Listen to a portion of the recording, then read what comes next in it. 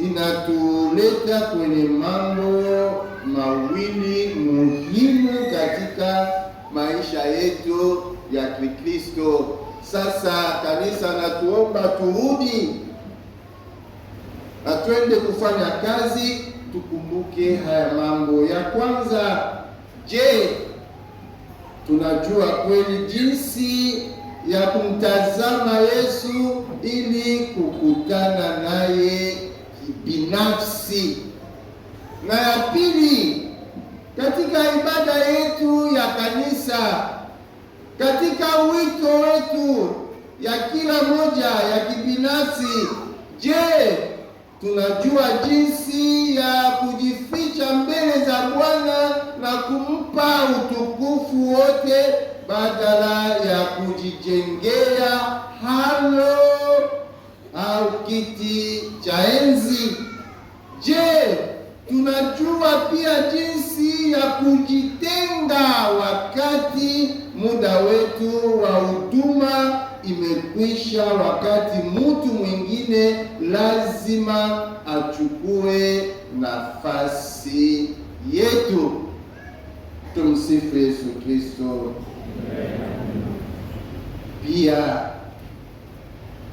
Yohane anaendelea kusema, nami nimeona tena nimeshuhudia ya kuwa huyu ni mwana wa Mungu. Tumsifu Yesu Kristo.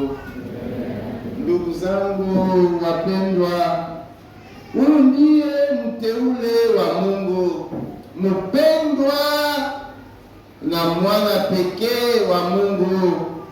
Wakristo wengi wamedanganywa na kujiunga na nyumba za wageni, duru za siri, mkanganyiko ulioje. Lakini katika Injili Yohane anamshuhudia Yesu na kumwakilisha kama mwana kondoo wa Mungu, yule anayeondoa dhambi ya ulimwengu. Anathibitisha wazi kwamba ukombozi kutoka kwa Mungu, ukombozi kutoka kwa dhambi unakuja kupitia Kristo. Pia anafichwa kwa jina hili kwamba Yesu mwana kondoo wa Mungu atatolewa kafara ili kukamilisha ukombozi wa ulimwengu. Pamoja na Yesu ninapita kutoka utumwani hadi uhuru wa kweli, kutoka kifo hadi uzima. Anarejesha heshima ya wanadamu iliyopunguzwa na dhambi. Tumuombe.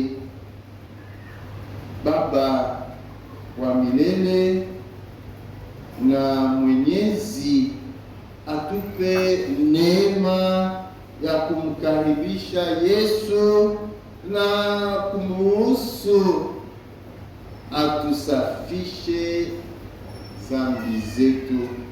Tuweke tayari kumfanyia kazi kama watumishi, kama watoto wa Mungu.